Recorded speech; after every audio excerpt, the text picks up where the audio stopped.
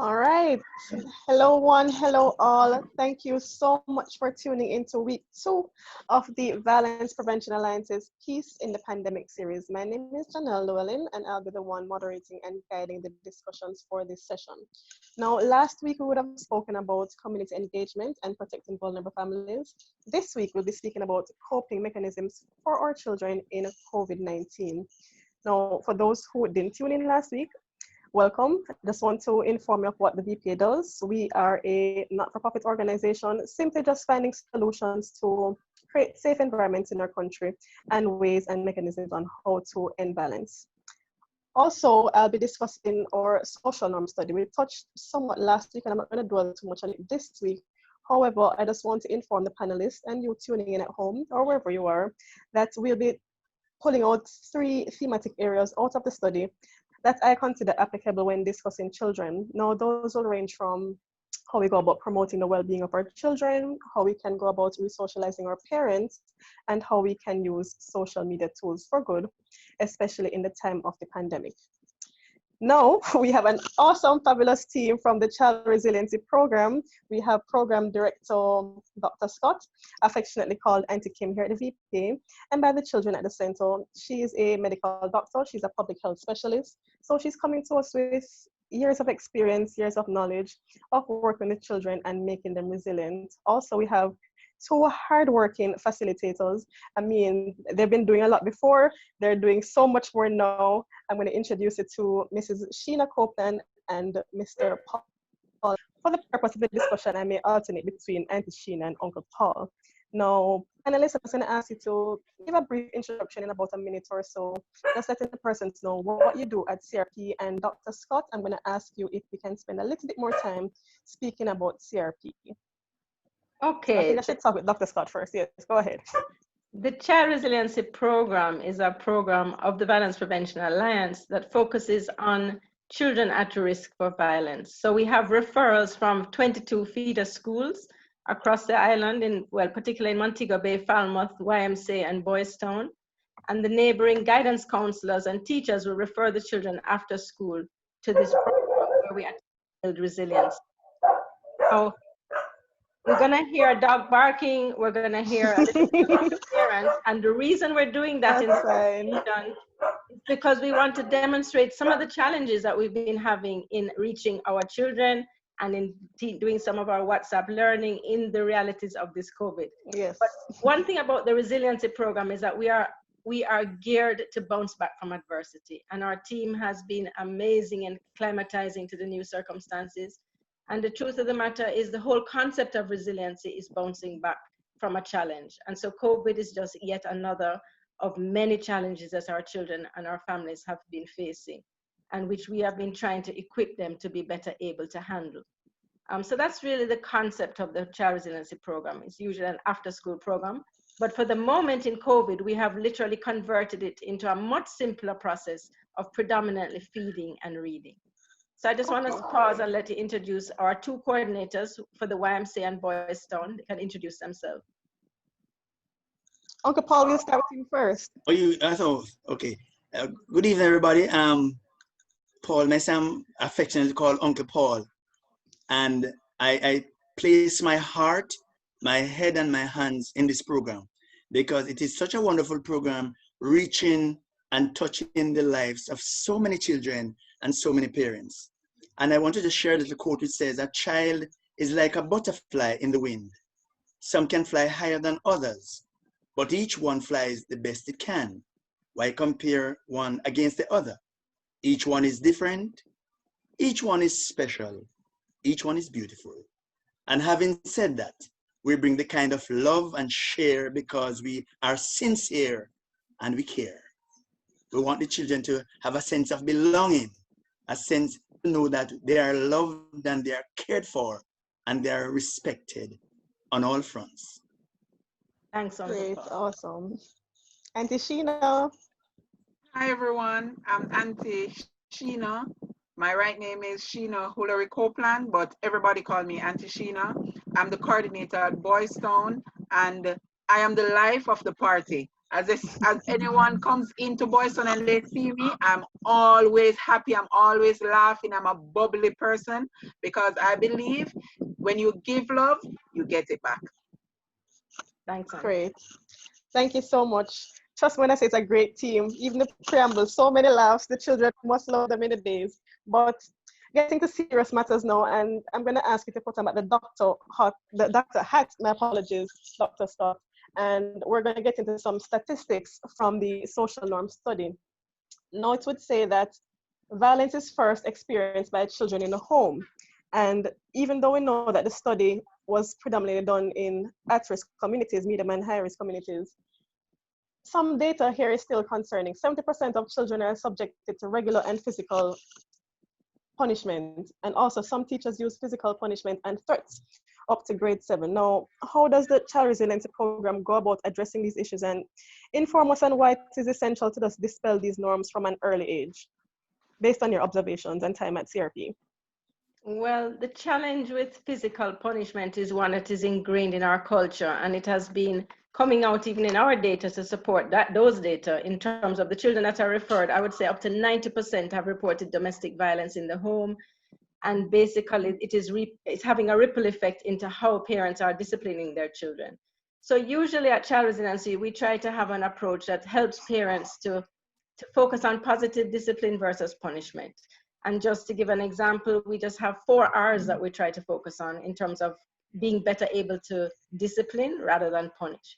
So anytime a child is misbehaving or getting out of hand, we try to encourage parents to reveal, be logical, make the punishment related to the problem, reveal it ahead of time. Meaning, if your child is going to not do their chores, you say, if you're not doing the chores, then you're not going to get TV. They still need to know ahead of time what the consequence is going to be. It needs to be reasonable according to the child's age. Clearly, you can't punish a 4-year-old in the same way you punish a 14-year-old. Most of the children in our program are age 10. And we're also saying that the time, it has to be reasonable in terms of the punishment. For instance, if you're giving time out to a 10-year-old, we usually say, take 10 minutes out of your session and go and think about what is going on. We don't leave a child out of a group for 2 hours or take away an activity for weeks on end. It is a pointless exercise for that age. And final R is be respectful when you're disciplining. One doesn't need to humiliate the child or belittle them or the parent. There has to remain some business of fairness and respect in the whole business of discipline. But it's a challenging one. And even though we might speak about the 4 R's, Janelle, truthfully, when it comes to being able to handle discipline in a home, a lot of it is about stress management. And we usually have to pause and step back and just say, how is it that we can support our parents? Because we all know that when our stress level rises, our ability to manage our anger becomes very challenging. So we could have all the 4 R's, the 4 P's, and the 4 Q's. It don't make any sense if that's not managing stress. Our emotions, and that is really where the ultimate role lies, even in the Child Resiliency Program, in providing some of those protective factors, some of those things that help our parents and our children to cope so that they don't resort to anger and violence. Yes. So you'd mentioned the protective factors, and this would then tie into how we can promote the well-being of our children. Now, in layman terms, what factors do you think would be applicable to children in your age group, which is predominantly grade 5? Well, when so we speak to the nutrition support and so forth. Yeah, yes, go ahead. To the protective factors, we're just looking at what are those buffers that you can put in a child's life, like an egg, to prevent them from breaking in a difficult time. What are those things that can nestle the child? So It doesn't matter whether it's COVID or whether it's a violent, abusive situation. In fact, the whole concept of resiliency is letting go of our preoccupation with risk and just focusing on those things that we know that work. So some of those protective things are simple things, like we have designed an acronym for Corona. So we're saying caring and connecting is a critical part of building resiliency and keeping children buffered in the way I've described. So caring and connecting comes in many forms, through family support, through, many things that Uncle Paul can talk a little bit more to how the parents cope. But then the O is for remaining optimistic and changing our mindset. So that is another critical aspect in this time of COVID. We can't afford to go into a period of despair and start to think negative thoughts. We have to choose faith over fear and choose our thoughts wisely. That's the O. The third resiliency factor and protective thing is really about reading and learning. Reading and learning is more than just the whole academic exercise. It's a chance to bond with your children. It's a chance to build up your resiliency in terms of feeling useful and hopeful about the future. It's about learning and information. So reading takes into account so many things beyond just the academic. And then the next O in the equation in that Corona acronym is our Father who art in heaven. Our Father, the one we depend on. And that is a huge protective factor going on now in terms of at the community level. Faith is a critical part of this process. And prayer is a part of this process. And we are at the Child Program not hiding behind the reality that we have to depend on God. These are rough times. And we encourage our children even to pray. Our Father who art in heaven, hallowed be thy name. Thy kingdom come, thy will be done. And so we go on. Then the other O, where am I? CORON. Nutrition. So it goes without saying, and it should go without saying, that children who are just eating snacks all day long and cheese sticks and soda are going to be far more less likely to cope adequately. And even if the parents can't afford the fruit and the vegetable, we can at least withhold the ongoing snacks and try and refrain from the sweet drinks. Yeah. And then the final acronym is A, keeping children active. Absolutely important. And as we speak about the children, we're also speaking about ourselves. And I think before we even designed this little summer term program in COVID response for child resiliency, we spoke to our facilitators and our staff, and we had to remind ourselves first, because we always speak about put on our oxygen mask before we can attend to our children. So we always have to look at self-care before we can care for anyone around us. So all of those things that we just described in terms of building resiliency apply to us too. Are we keeping active?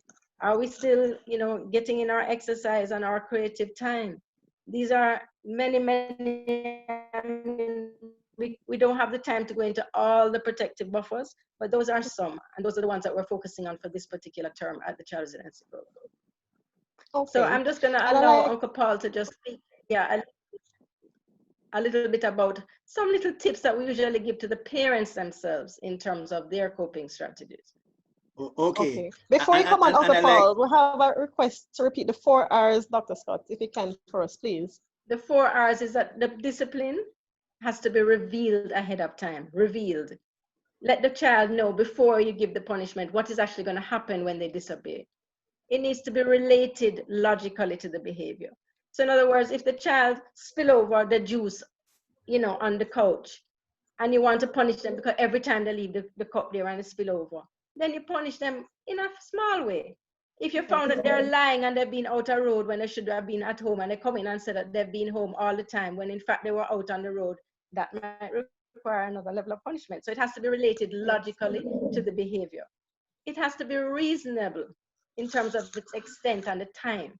So that's the 3rd R, reasonable. It can't be, as I said, if it's a 10-year-old, it's a 10-minute timeout. If it's a 4-year-old, a 4-minute timeout. And the final R is it has to be respectful, right? Remain firm and fair. You're going to humiliate the meaning. Okay. Got you. Uncle Paul, now it's your turn. Parenting tips? Yes, I want to mention something. I like the connection Auntie Kim made, which we normally do, between the child, their home, and the school.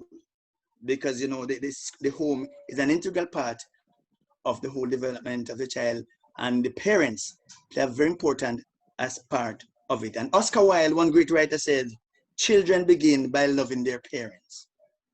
And we begin every session, first of all, every last Wednesday of each month, we have what we call a parenting seminar. That was before COVID. And we normally give a prize to the first 3 or 5, 10 parents who come, because we want to encourage parents to be part and parcel of this wonderful experience. Yeah. Now we are under COVID. We still maintain that contact with our parents through WhatsApp, through the telephone, and through social distance contact, because they are very integral in the whole socialization and connection with our children. Development of the child, yes. And development of the child. And we use, I always remind them that we use EP, encouragement and praise.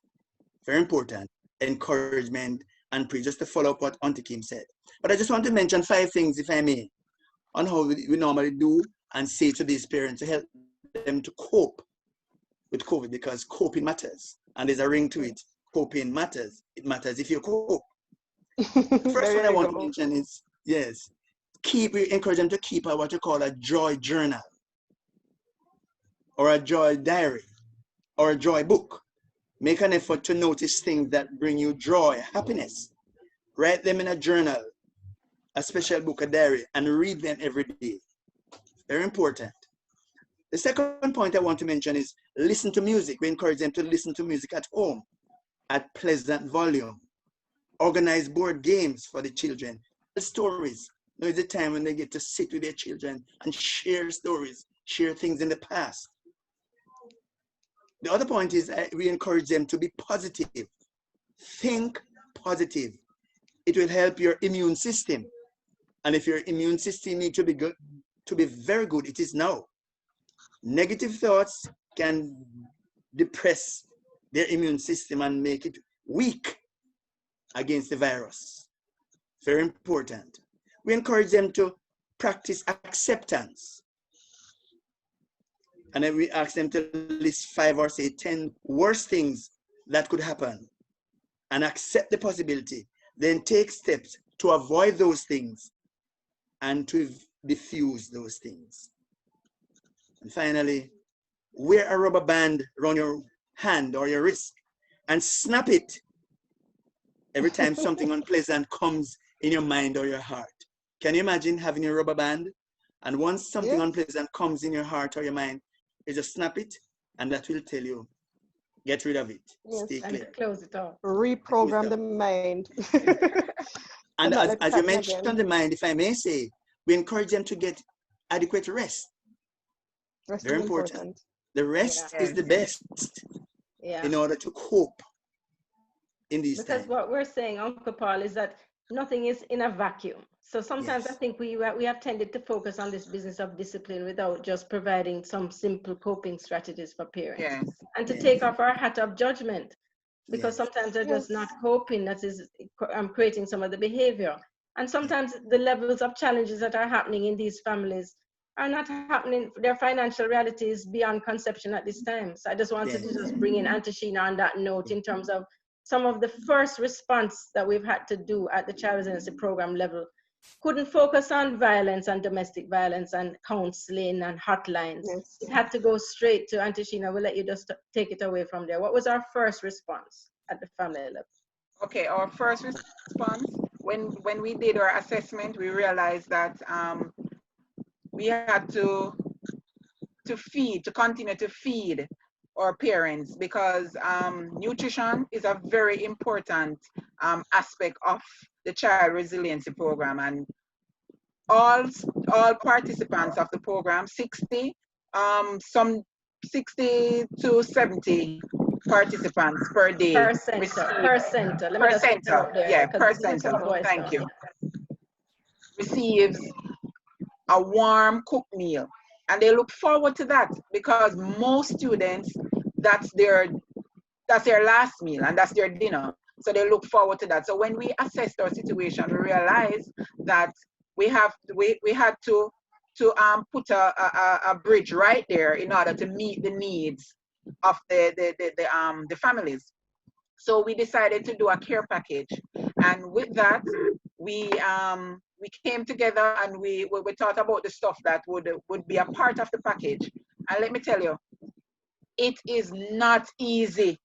It is not easy. I don't think I'd want to be a shopkeeper. I don't think I'd want to be a chef, because it's exposing us to the realities out there. It's a lot of work, just being on the grounds, putting all those flowers in, to get everything in the same quantity, to make sure that you have the same amount of rice, the same amount, everything is just so tedious. But in the end, it paid off. When you see the smiles on the parents' face, and you just get that feeling of hope, and yes, you're doing something right. It's just a sweet feeling. So what we do, what we're planning to do, and what we're continuing to do is to reach out every 3 weeks to those families. Well, the last time we did 51 at Boys Town Center, and we're planning now to reach 60 families now at the center. So we're going to do that every 3 weeks.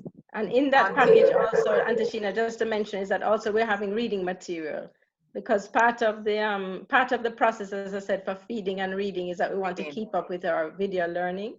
So not to just cut Antashina, but apart from the 60 at Boys Town and the 60 at the YMCA, 60 at Sam Sharp from Montego Bay, and the other 40 happening at Falmouth, a critical part of that process has been the parents now actually saying, wow, these people really do care. Let me try and make an effort now to provide that phone and that space that will allow my child to learn. Because in everything in life, we have to start and meet them where they're at before we can bring our agenda in. And I think what came out of the parent phone survey, outside of their need for food, was just assistance in their learning. And so we've had to adapt and figure out how can we reach the children now that they're not coming to the after school program through the WhatsApp learning. So I don't know, Janelle, if you want me to just transition straight into that aspect, or if you have any other thoughts. Yes, you can go right ahead, because I'm sure the viewers want to know, if they're not at the center now, how do you still keep them engaged? And now you're mentioning to us WhatsApp and through the care packages. So you can go right ahead and take him. Yes, so what is happening is that we have assigned each of our 44 facilitators on the ground to 6 families each. And we have a policy that says divide and conquer. Because at this time, we need a whole nother level of intimacy in terms of our family engagement. And whereas before they used to come to parent workshop, as Uncle Paul mentioned, once a month, now we're saying, look here, we need to step up our level of care and connection. And so each of those facilitators is been ascribed the responsibility to check up on the parent, to check up on the family, how they're coping, and then to incorporate the video WhatsApp teaching for the actual child. Now, what we're saying is that because we're not necessarily only an academic-based program, and what we're saying is that bonding and building of connectivity and protective factors is really more important than the actual language arts activity. So for us, the reading comes in so many forms, and it's just beautiful to see the facilitators sending in their stories. Sometimes the children are reading, sometimes the facilitator is reading. Sometimes they're just writing a story about how they're feeling about COVID. Sometimes we're using YouTube videos and discussing it around various topics. And we're also trying to integrate the actual life skills themes into the reading activities. So for instance, just today, Uncle Paul, remember some Auntie Norma shared on the group a story of a lion and a mouse. Yes, so the story is that the lion, the mouse gave the lion something. When the mouse is just a small little creature, how is it a mouse can help out a big lion when the lion is to kill the mouse by putting him on his paw? In other words, I can't get into the nitty-gritty of the story, but the long and the short is there are so many stories out there that can be used to teach kindness, to teach honesty, all of the values that we're trying to impart to the children at this time. And just to encourage viewers, like, use this opportunity, as Uncle Paul says, to sit and read with your child. It doesn't have to be no long academic exercise, but just read. And this is a time of bonding, a time to ask questions, a time to build on their vocabulary, a time to build on their imagination. There's so many things. And get to know them a little better. And get to know them a little better and find out about their interests. So we've been using this time, and I think one thing I can say that's come out of this COVID experience is that, which I'm hoping will take forward even beyond when we get back to regular activities, is this business of having 6 families attached to a facilitator who can take a more a closer look into the families. The risk, mind you, can I say, is that we are now, just like how I'm sitting here looking at Uncle Paul's family pictures in his home. we are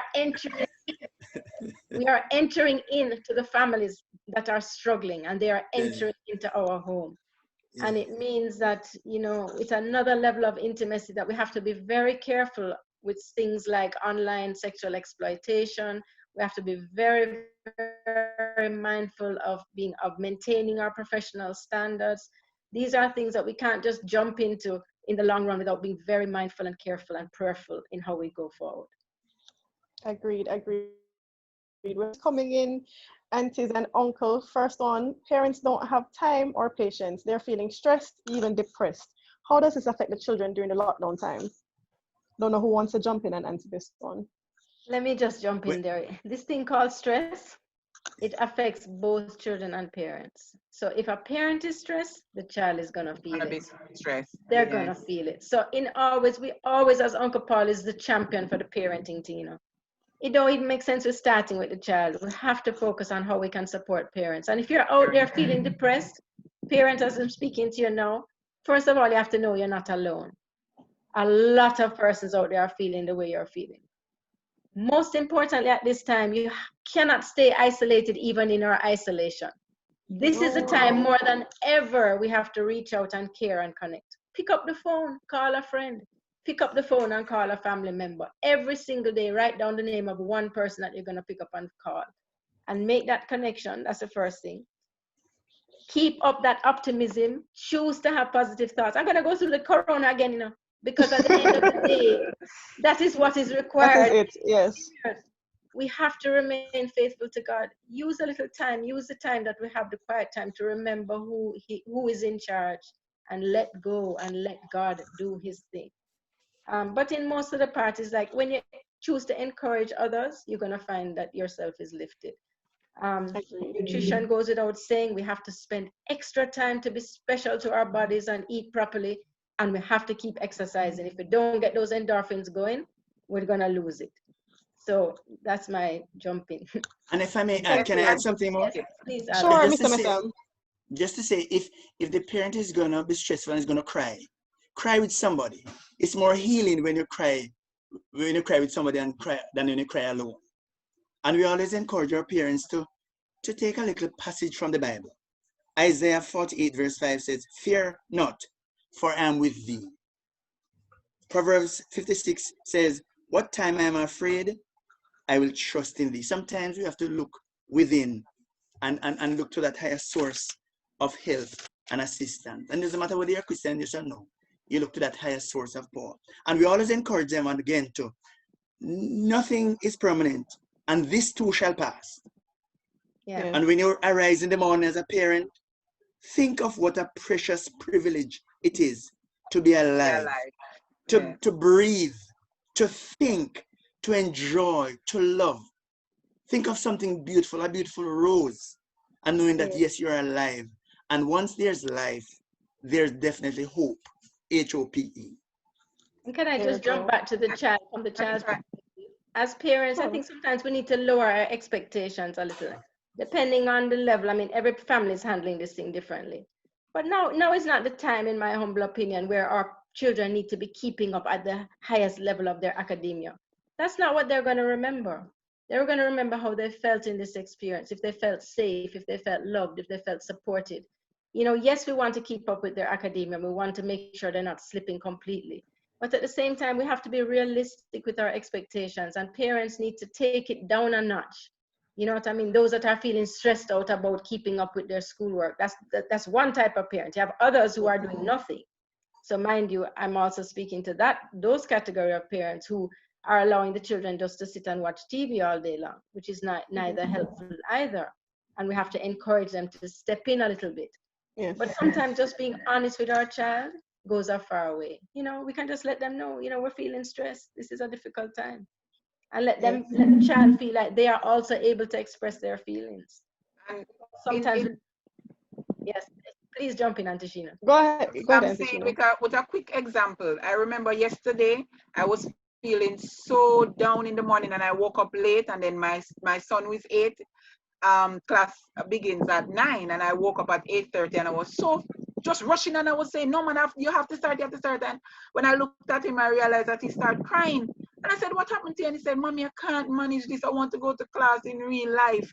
And I'm saying, "No man, but this seems as if I am actually reflecting my stress and everything on him." So this morning when I woke up at 8:30, just the same. And then when I woke up, I started singing, "I'm alive, I'm so happy." And then he was just so happy and full of life. And I'm saying, "Wow, look at me." Absolutely. I remember watching a webinar recently for UNICEF's EC Speak Up Caribbean, and the host said that every morning she and her son wake up, music the blasting in the house. That is how they set the tone for the day. And I think it's so important that what you start off with is going to translate into the day. So if you even wake up and you're feeling sad, don't continue that note. Get the journal, as Mr. Missam says. Speak to somebody, give somebody a call. The joy journal, yes. Listen some music. Listen some music. There we go. We also have questions about literacy issues. How do we go about resolving those in the pandemic? Households don't often have books. Any response? Well, the care package. Well, the care package can't unfortunately reach everyone. Getting the care package. But can I tell you, there is no excuse to not having a book. There is always something around the home that can be read. There is a newspaper that can be picked up. There's a sign, there's a magazine, there's a neighbor who have so even if you don't have a children's book at home, there is some reading material that you can find if you're a little bit Bible. There's a Bible. Yes, I'm sure there's something in the house that can be read. And we can even tap into the same social media and ask. We can just simply send a message. Can you loan me a book? Can you drive by my house? Can I walk to your home this afternoon and collect something from you? So as you said, Auntie Kim, there is no excuse. What about the literacy issues though? The literacy issues and the reading levels. It is a big challenge, and it comes back to this business of internet and data, which I have not touched on, because about 60% of our families are able to access some of the learning that we're doing via video, WhatsApp teaching. But unfortunately, maybe another 40% don't have a tablet, don't have the data available to them, and it's making it very challenging. So we at the Child Resiliency Program are in the process of trying to get data to all of our children, our families, our facilitators, to enhance that process. But in terms of keeping up with literacy, as I said before, yes, we want to maintain our literacy levels, but I think in this particular season, it's not the be all of the end all. That would be where I would be bucking. Okay. Right now, it would be far more important to offer the psychosocial support to our children and our families and allow the literacy component, which will come. Children will read directly, will come naturally. So I don't think we need to be too worried about it. I think we need to be far more worried about the issues of violence and abuse, or those issues that might be coming up in families at this time. Yes. Auntie Kim, a lot of time parents always tend to focus on that, the academics. That's always what they focus on. And it will come because everybody is different. And in my school, because I'm a guidance counselor for 12 years, and I always tell the parents, because they always come to me and say, Miss, I don't think my son will make it. He's not at the same level with that person. I always tell them, one are dead, no call it dopey. One are dead, no call it dopey. Even this morning, a parent messaged me. Her son is at sixth form at Calabar, and her daughter is at UTech, last finishing now. And I'm saying, and she told me thanks. She said, Miss, thank you for not giving up. And they couldn't read. They came to the school and they couldn't read. So what they don't call it up is you don't have to put this great focus on academics right now. It will come eventually. Yeah. And Auntie Sheena, sometimes I may say that child just need a little hug and a little word to say, I love you. Just that. And it transforms his heart and mind immediately to get back to literacy. I love you. I respect you. Absolutely, you're special to me.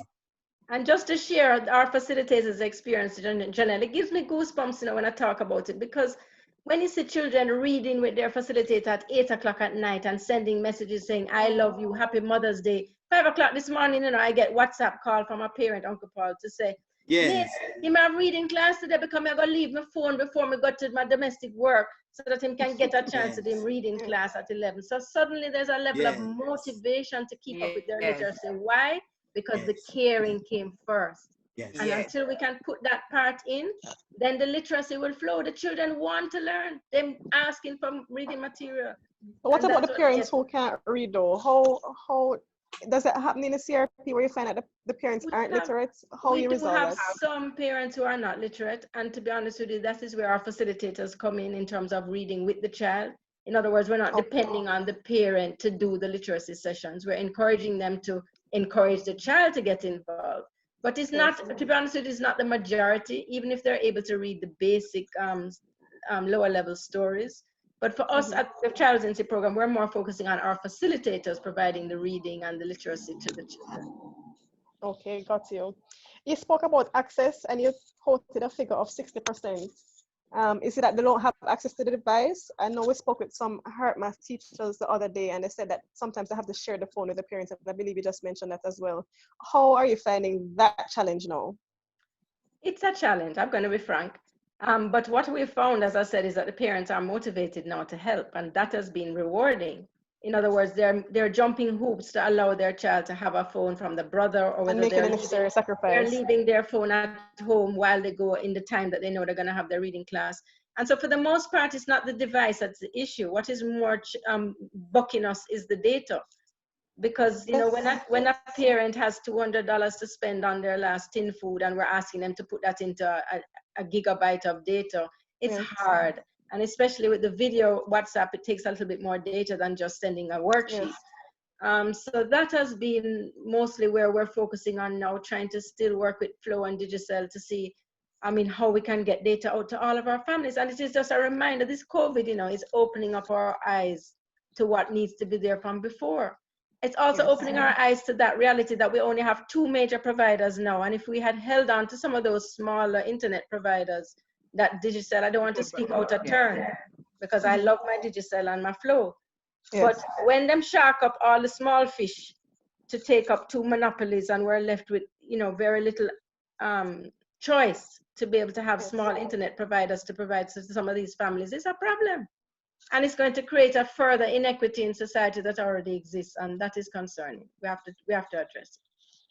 Okay, I'm going to use it way after our time, but I'm going to use this time as a little call to action. If anyone out there wants to support the CRP, you can always contact us at the Violence Prevention Alliance, www.vpajamaica.org. We have a contact form there. Our information should be pinned somewhere in this chat, but we hear the issues of wanting devices, if needs be, the issue of data, and the parents having to make the sacrifice between a meal and a plan. Now, I'm just going to ask everyone to wrap up, maybe with just a sentence about how we can keep peace in the households during the pandemic. I'm going to start with Dr. Kim Scott first, then Uncle Paul, then Auntie Shino. Keeping peace in the households. I'm just going to connect you Back also to the corona. www.childresiliency.org, www.childresiliency.org. It's also linked to the violence prevention website, just so you can learn more about the whole picture of the program. Back to the corona, yes, the acronyms that we discussed earlier. But my final words with peace always comes back to the Father God above. And even if, as Uncle Paul says, you're not a Christian, there's some higher power. And when we go to God and we give him ourselves and we abide in him, we find the peace that we need. And all of the issues that we're grappling with this at this time, if we're able to come to him and submit and become humble, we're able to just transform circumstances that seem impossible. So that would be my final word in terms of building peace. Abide in him. Thank you, Auntie Kim. Uncle Paul? And just to quickly say, just to remind everyone, it is the dawn of the day that offers something new. The present moment is where courage is developed, optimism strengthened, and blessings flow. Thank you, Uncle Paul. Auntie Shino. My final words would say, just hug your child. Love, love, love. It cannot be too much. Hug your child at least once per day. Great. Thank you all panelists. It was really great having you. Thank you viewers for sending your comments, your concerns. We appreciate it. Next week, we'll be talking about the women in the pandemic. So bring along a friend, bring along a family member. Let's have some meaningful discussion. And until then, take care. Bye-bye. See you next week. Bye, guys. Thanks all. Bye. Auntie Kim,